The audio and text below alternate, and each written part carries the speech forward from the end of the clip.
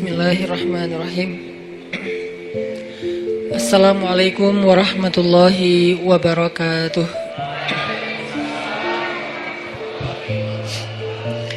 Alhamdulillahirabbil alamin.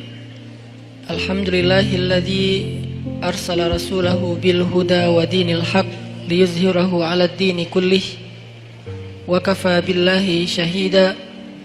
Asyhadu an la ilaha illallah wahdahu la syarikalah wa asyhadu anna Muhammadan abduhu wa rasuluhu la nabiyya ba'dah. Allahumma salli wa sallim wa barik ala sayyidina Muhammad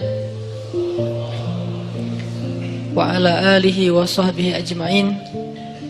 Rabbi syrah li sadri wa yassir li amri wahlul 'uqdatan min lisani yafqahu qawli. Ahlan wa sahlan min jadid. Selamat datang buat teman-teman semuanya yang pada malam ini kita bisa kembali berkumpul di suasana cuaca yang cerah alhamdulillah, sehingga di depan teman-teman bisa nongkrong sambil menikmati sajian hidangan Allah Subhanahu wa taala. Dan hidangan Allah Subhanahu wa taala adalah ilmu dan hikmah.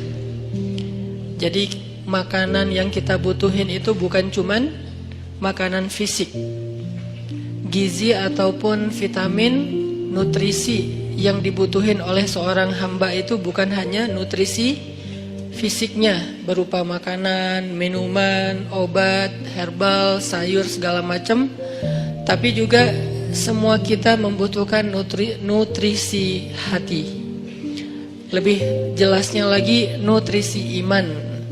Karena yang menjadi lemah bukan hanya tenaga kita, tapi iman kita juga bisa menjadi lemah. Yang menjadi futur atau ngantuk bukan cuma mata kita, tapi basirah kita juga bisa menjadi ngantuk. Yang menjadi lupa bukan hanya akal kita, tetapi juga zikir kita juga bisa menjadi lupa. Makanya kita butuh nutrisi atau maidatur rahman, hidangan Allah Subhanahu wa taala yang berbentuk hikmah dan ilmu, sebagaimana kita butuh juga hidangan nutrisi untuk kebutuhan fisik kita. Walaupun memang kita nggak perlu nutrisi, nggak harus memberi nutrisi hati kita dalam bentuk kajian ilmu setiap hari 3 kali misalnya.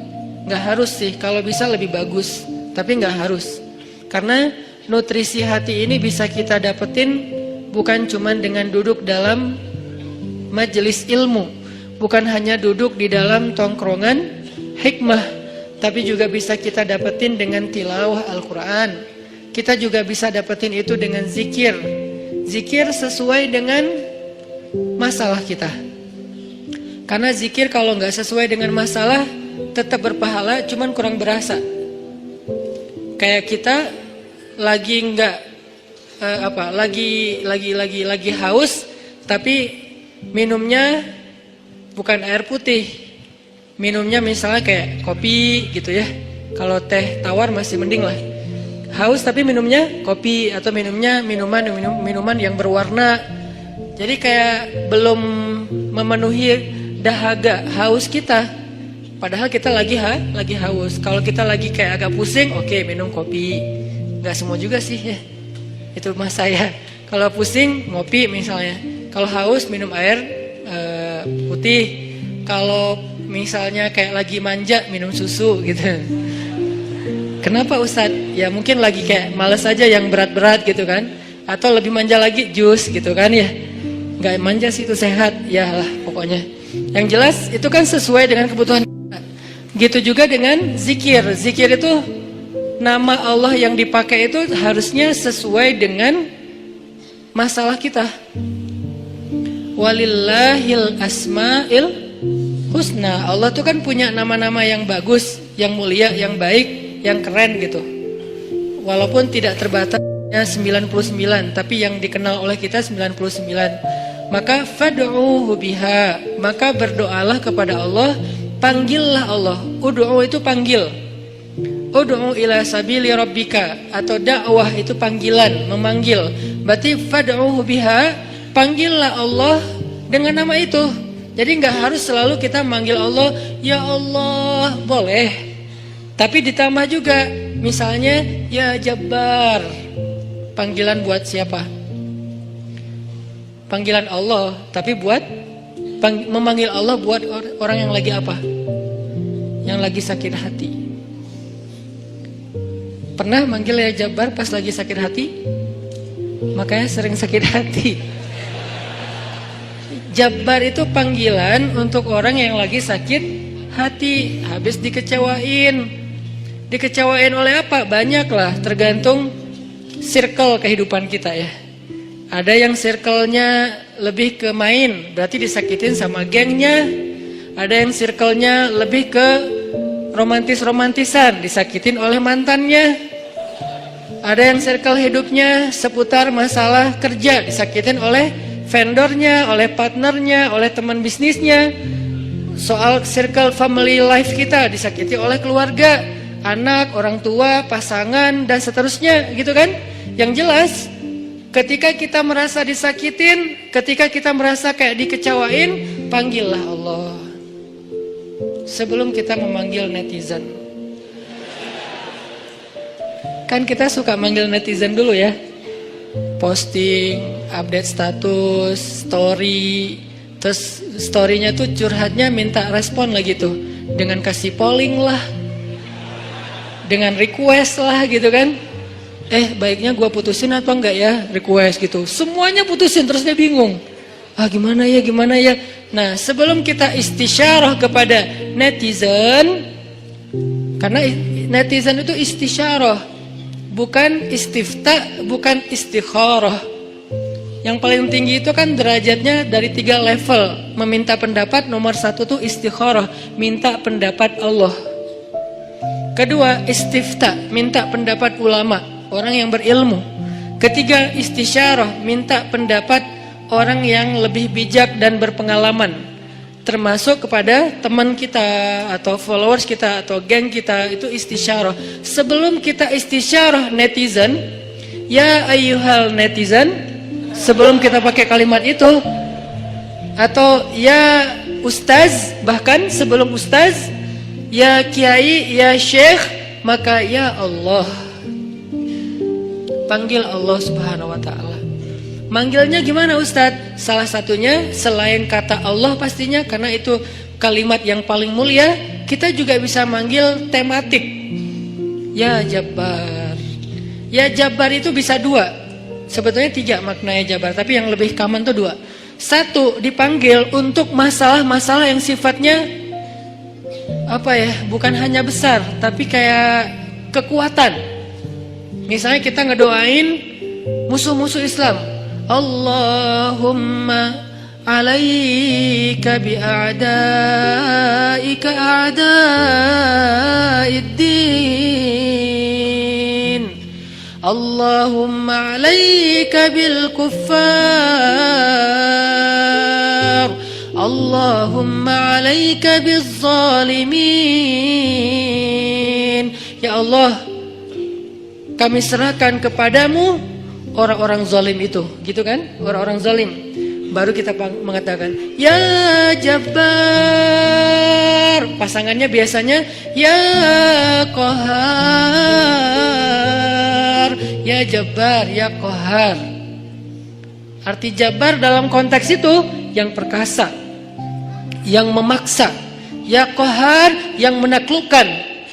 Sehingga dipakailah kalimat Jabbar, Qahar, Aziz, kan kata-kata yang nama-nama yang apa? Yang perkasa gitu, untuk doa-doa yang sifatnya biasanya dipakainya dalam kondisi terzolimi. Ini doa-doa orang yang terzolimi. Kayaknya nggak perlu dihafal juga sih. Bukan nggak perlu dihafal, nggak perlu dipakai. Kenapa? Berharap kita tidak mendoakan orang yang zolim, kecuali yang dizolimi dalam urusan agama.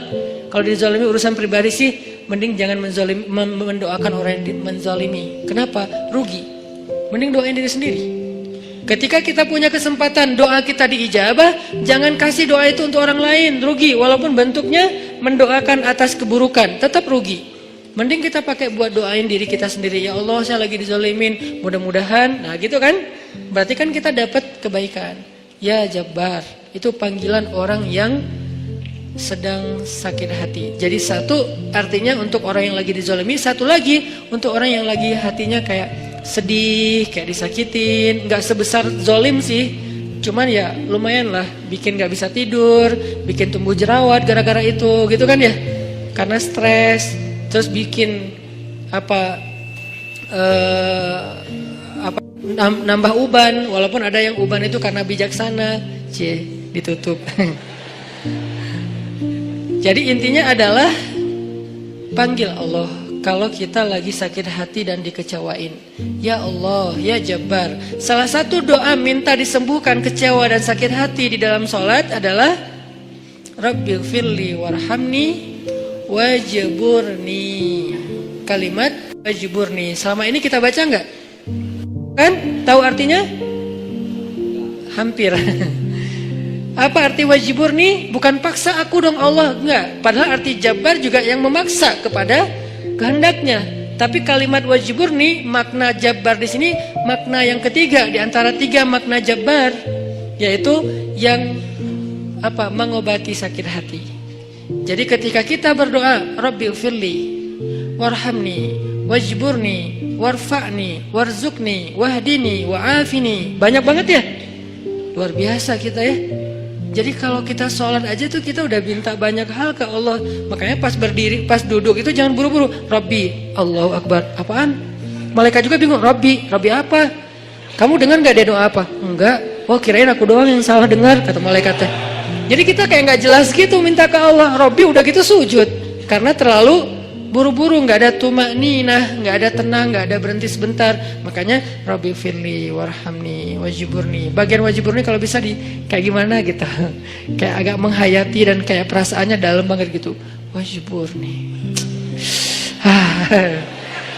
Tapi nggak gitu juga sih dalam sholat, bahaya, bid'ah, syubhat menyambar-nyambar.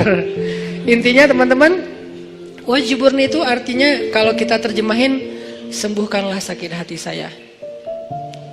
Atau bahasa lain juga bisa diterjemahin, hiburlah aku ya Allah, aku lagi sedih nih. Kalau kita ke teman gitu ya, hibur aku dong, gue lagi sedih nih.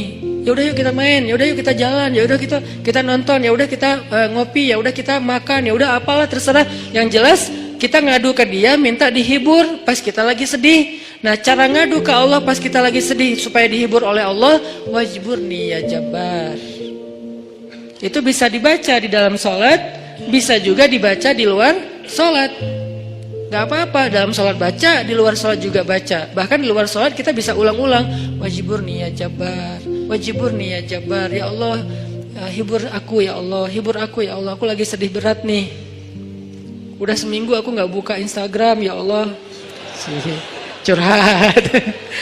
Kenapa? Komen. Head speech ya Allah. Ya Allah, aku udah seminggu gak lihat grup. Ya Allah, aku udah seminggu gak buka handphone. Lebih parah lagi kan? Berarti bermasalah di akun sosial media, bermasalah di grup, bermasalah di nomor kontak, bermasalah di SMS, semua bermasalah. Ya Allah, udah seminggu aku gak buka handphone, hibur aku lagi sedih banget gitu. Nah, minta ya Jabbar, wajburni ya Jabbar, wajburni ya Jabbar. Entar Allah akan hibur kita. Hiburan Allah lebih baik daripada hiburan yang diberikan oleh makhluk. Hiburan makhluk itu kadang-kadang modal. Kalau nggak modal di awal, modal di akhir. Modal di awal, dia ngajak nonton, kita yang bayar. Dia ngajak ngopi, kita yang bayar. Kalau modal di akhir, dia bayar, tapi nanti dia pamrih. Dulu kan pas lo lagi sedih, gue traktirin makan. Sekarang gue lagi sedih nih, sama aja kan ngemodal ya. Kalau Allah yang ngehibur kita, itu nggak ada pamrihnya. Nggak ada modal di awal, nggak ada modal di akhir. Terus kenapa kita cepat dan begitu spontan minta hiburan dari makhluk? Begitu spontan minta curhat kepada makhluk, begitu spontan manggil nama makhluk, tapi kurang spontan memanggil nama ya Jabbar, nama Allah Subhanahu wa taala.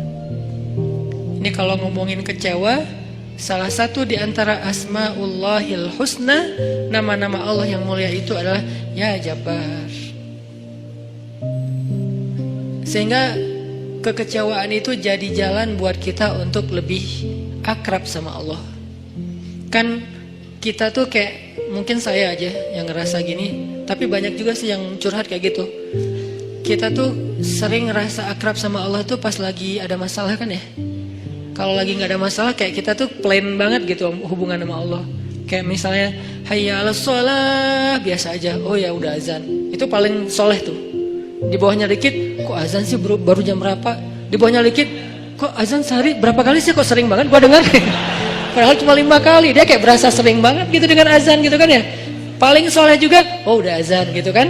Tapi kalau lagi ada masalah, kita tuh kayak perasaannya tuh kayak ini banget, sensitif banget dan akrab gitu sama Allah. Hayya 'alas shalah. Suara kakek-kakek juga berasa jadi suara vokalis jazz gitu.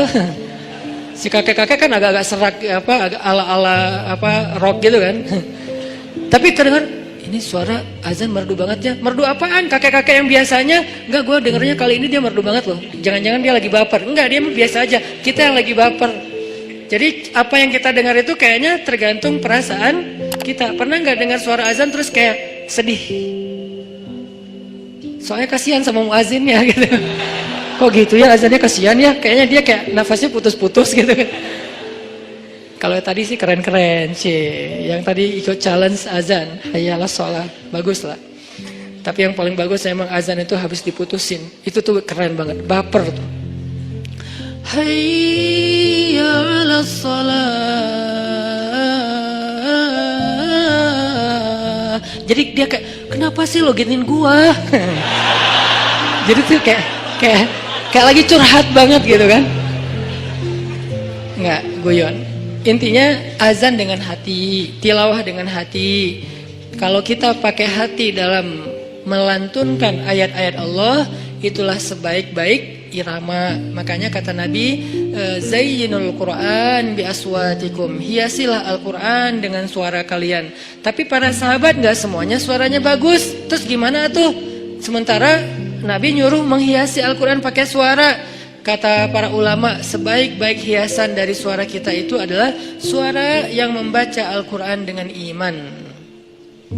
Saya tuh qori, dari kecil tuh udah ikut musabakoh. Jadi udah kayak masalah olah vokal tuh kita dari kecil tuh udah sering. Udah latihan serius sampai tingkat nasional, internasional.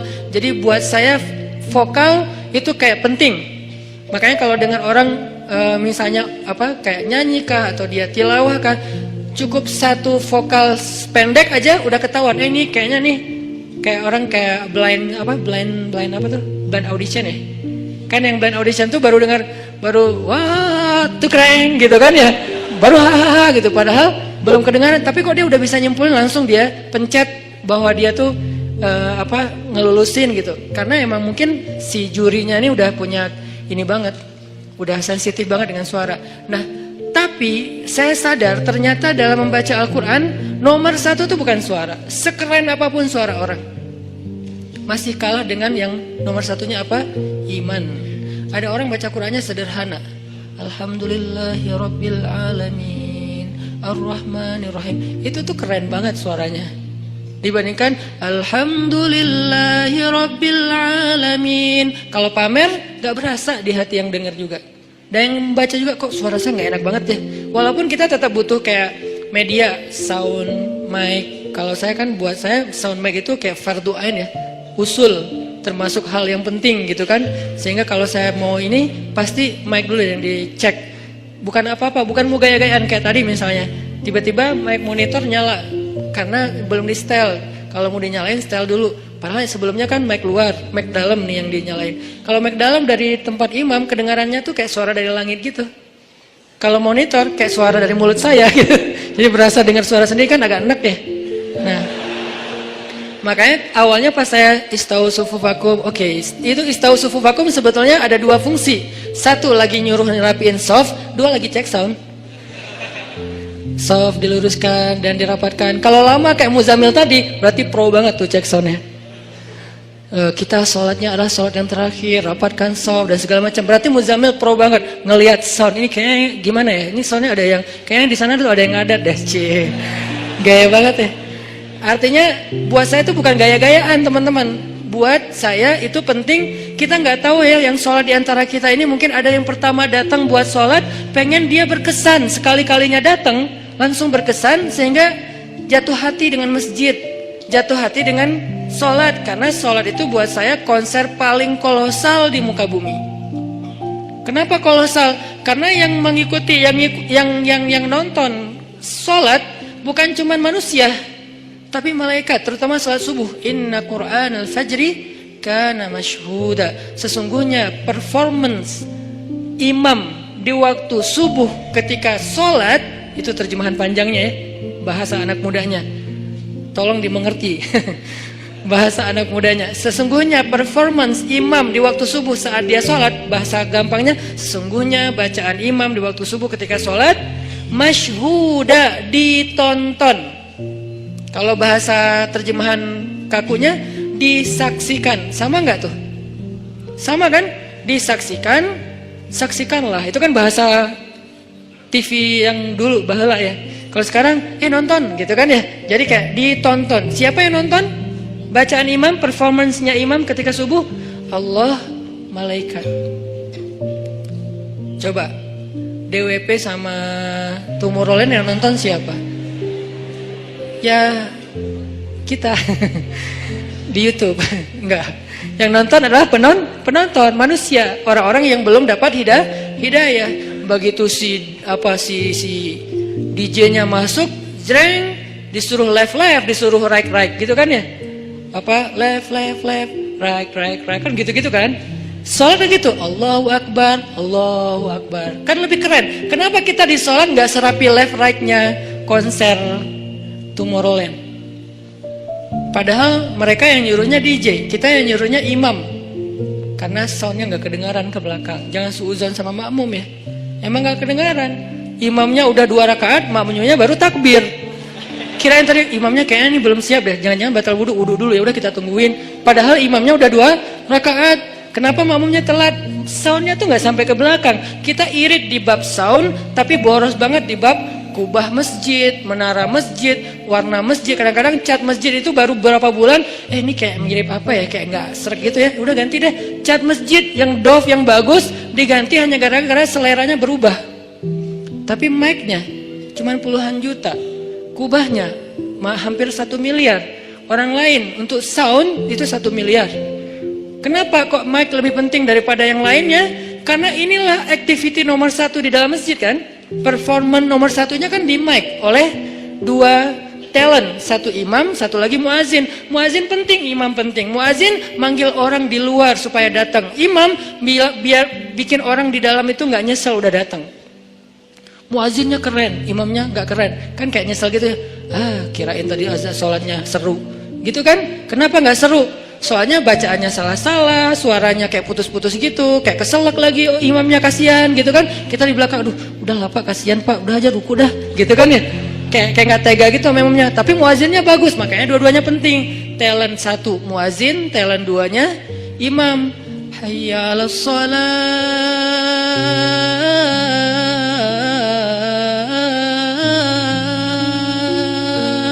Orang dengar sedih ya, kenapa? Jadi ingat dosa, Nah, gitu kan ya. Ini kan bagus nih azannya nih. Hayya 'alas shalah.